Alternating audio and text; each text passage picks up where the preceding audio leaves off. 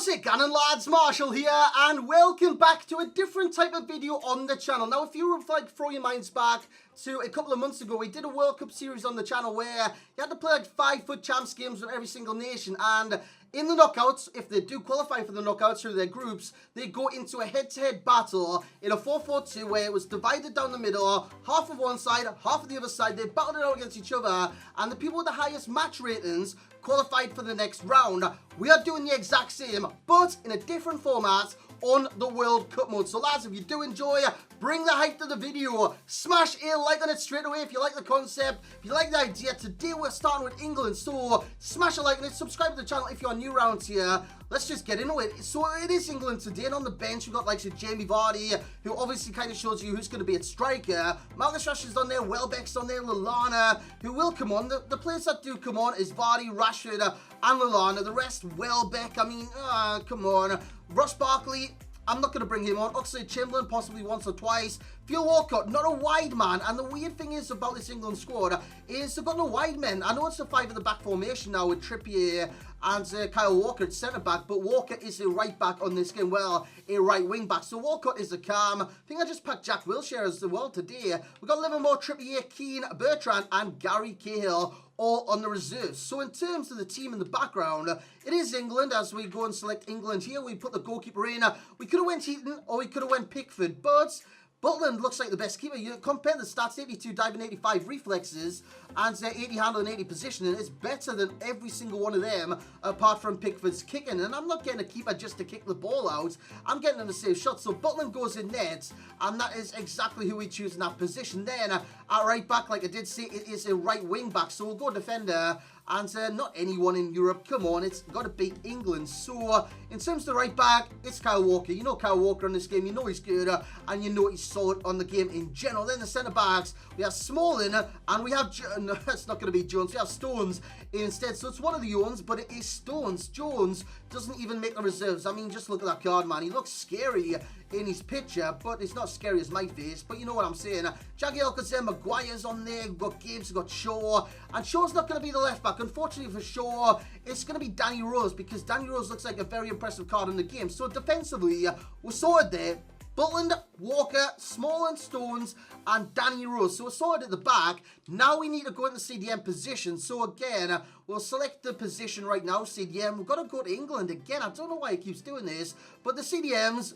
well, it's there. We've got Dyer and we have Jordan Henderson. Now, out of those two, Jordan Henderson's fantastic. Dyer is fantastic as well. And, yeah, in terms of which one's more effective, it's very, very close because Dyer wins the ball back. Henderson can win the ball back and pass it about. So, we're saying that it's probably Jordan Henderson. Then we go into the midfield or the calm position. Again, we got to do this, select England. It's going to be Dele Alli in the middle. We have on the right-hand side, Raheem Sterling. And on the left-hand side, do we go that way? We have Jesse Lingard, Andros Townsend. You're not getting anywhere near this England team. So Jesse Lingard plays on the left. Dele Alli plays in the middle if we can select him. And Raheem Sterling plays on the wing. Now, in-game, sometimes we do this. We swap them around. Sterling goes there. The subs come on. Jamie Vardy goes right. We have someone like Rashford who goes left. And that's what we do there. But from the start, this is what we do. So we select them. And that is the way it sets up. We got the faster players on the wing. And Dele Alli down the centre. Just to give us that little bit of passing kind of...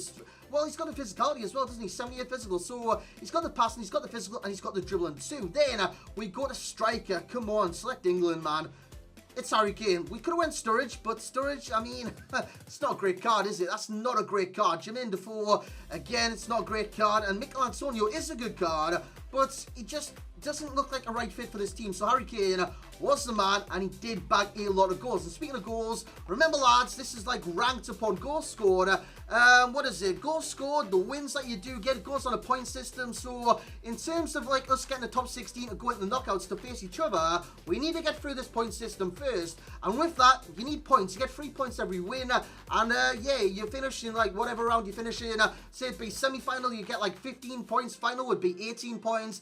And then it goes on goals scored. So if we had like 17 teams all finish on 15 points, it would be ranked on goals scored in terms of the order that they're picked in and stuff like that. So who knows? Panama could win this. I mean, I'm not guaranteed to win every single World Cup with every single team. So lads, with that being said, it goes on. Like I did say, where is it? Wins, It goes on the round, semi-final, which we did get to, or the final that we did get to, or the quarter-final, which we did get to. You get the idea there. So it's like, it could be knocked out in the group stage. Who knows?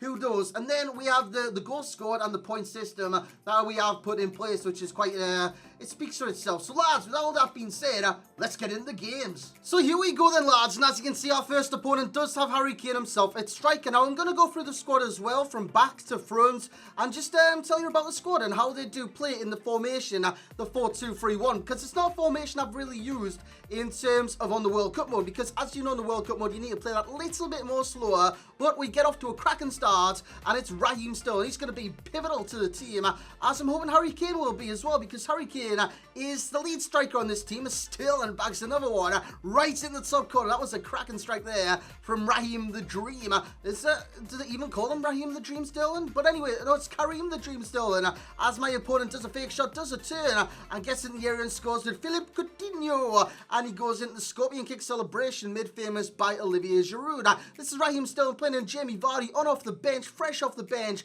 drives in the area, cuts it back, and Jesse Lingard will play the flute. A nice little finish there from the Pied Piper. So in terms of scoring goals, it's actually not been too bad in this game so far. 3-1 up. This is the group stages, of course. In terms of the group stages, you play 3 games in there. If you qualify, you go into the knockouts. And there's 4 games potentially in the knockouts. You get the last 16, the quarterfinal, the semi-final, and finally the coveted final. So in this game, we're 4-1 up. We do concede, and it is 4-2. And again, it is Philippe Coutinho. And then I started getting a little bit sweaty on, started getting lazy at the back, and we concede yet another goal. Gabriel Jesus this time with the tapping into the empty net. But we hold on and win 4-3 in a game where possibly didn't deserve it. As you can see, he had 11 shots, 11 on target. Jack Butland and Nez did a very good job. My next opponent has Ronaldinho as a cam in this team. Griezmann as the other cam. I need to pack him still, man. We have Lukaku, we have Bernardo Silva, is that a striker?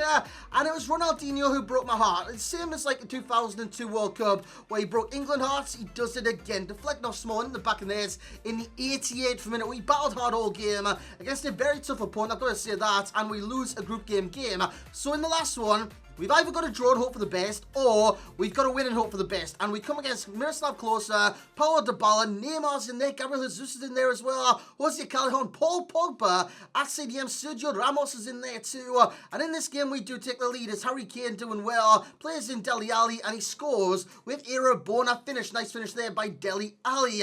As we go on in this game, Lingard into Harry Kane, Harry Kane's turn, Harry Kane score. 2-0 as well, 2 goals to the good basically, and Harry Kane is doing very, very well. From the free kick we play in, Harry Kane's going to get a chance again. Harry Kane does well. That's a lovely finesse from the edge of the area, and that's something that Harry Kane gives you, especially on this World Cup mode. He's very dangerous inside the area, but he's also dangerous outside the area with the finesse shots. As I score a comical own goal there in the background. I think it was Kyle Walker heading into the back of the net, but as you can see, Harry Kane yet again, another exquisite finish from outside the area, making it 4-1 in the 65th minute in our final group game, where we do need the win basically, as it's a lovely turn by Cavani. Cavani does well. Cavani in the area. Cavani in the top corner. Easy as you like for my opponent. It's 4-2 in the game, however, as Dele Alli gets the ball. Dele Alli gets robbed, and with subs and stuff like that, I normally bring Jamie Vardy on, but Vardy didn't come on in this game because Harry Kane was on form, as he does win a penalty in the 90th. We bring on Jamie Vardy, we bring on Marcus Rashford, and sometimes the likes of Lallana, sometimes the likes of, who else? Rashford, well, I'll just check the bench. Vardy, Rashford, Lallana. I think that was about it, because we had like the Ox on the bench, Theo Walker on the bench. Is a cam on this game. As you can see, we do go through 4-3, 0-1, and a 5-2 victory in the final game. Our first knockout game in the last 16 match is against Pele and Puyol. This guy's been very lucky. He's also got a stat card on his right back. I think it's Nelson Semedo. As Tovan goes clean through. Tovan in the area. Tovan scores the goal. Very early on, 10 minutes in, I'm thinking, it can't get worse. It can't get worse. Yes, it can. Higuain with a powerful header to make it 2-0. Could I be going out the World Cup at a very early stage in this brand new series? As Harry Kane gets the ball. Harry Kane does well. Harry Kane out with the pot shot. Makes it 2-1. We are back in the game right on the stroke of half time on the 45th minute. Then the super subs come on. Marcus Rashford. He kind of ignites the team, Rashford. So does Jamie Vardy. But we get it inside the area. And look at Jamie Vardy, who I was just talking about, blasted past Hugo Lloris to make it 2-2 in the match. The comeback has been done basically. We were 2 goals down. It's now 2-2 as Henderson gets the ball. Look at that for a pass. And it is Jamie Vardy with the scissor kick into the back of the net. 75 minutes in. Again, a lovely finish by Jamie Vardy, who I've got to say is very important on this game. He's very clinical, similar to Harry Kane, where he gets the chance, he scores the goal. Jamie Vardy is very similar as Pele scores to make it 3-3 in the 82nd. And again, I wasn't looking forward to extra time. We go into extra time. Rashford does well, plays it across, and it's a lovely tap in. I think it was by Jamie Vardy who makes it 4-3 in the game.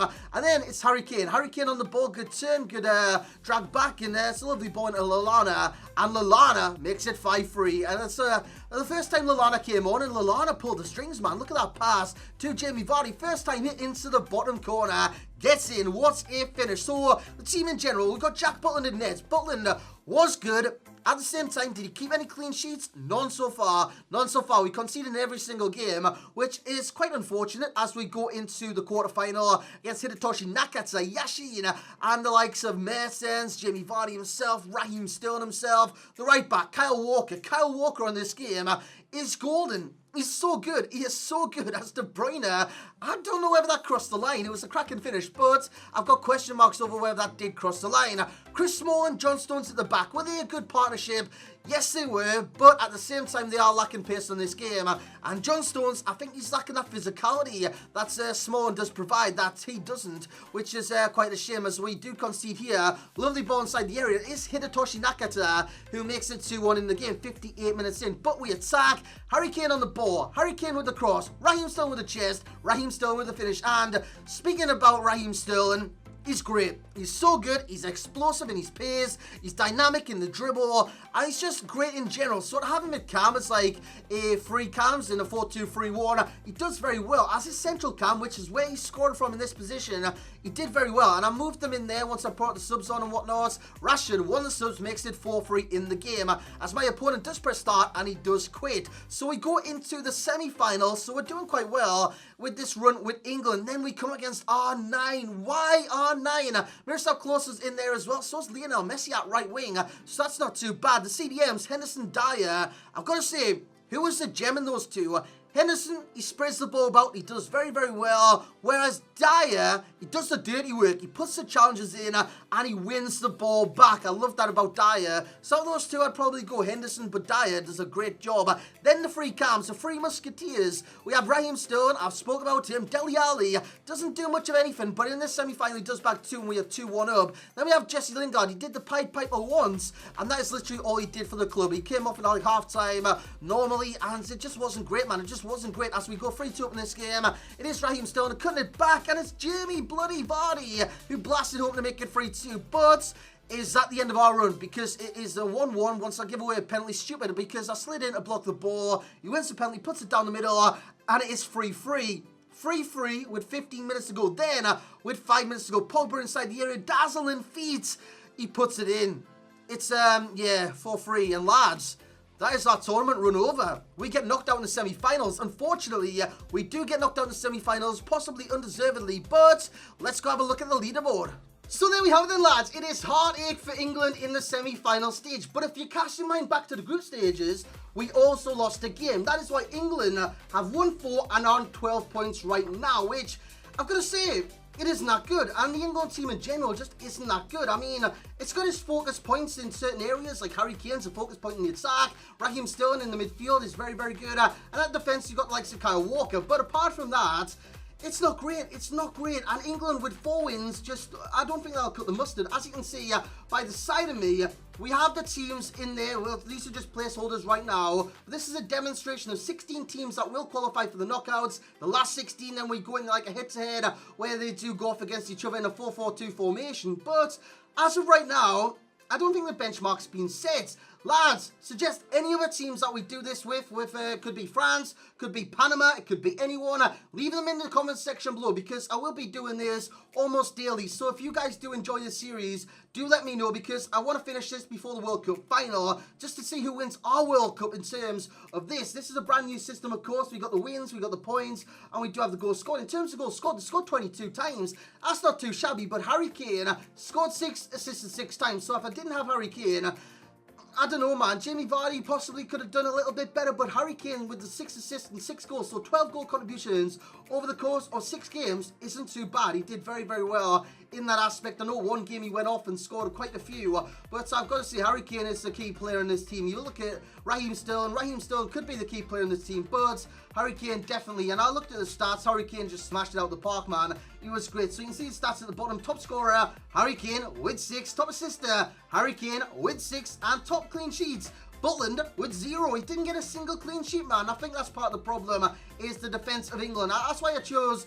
like a defensive formation. We couldn't have any formation with wingers like a 4-4-2 or the 4-3-2-1 because they've got no wingers in the squad.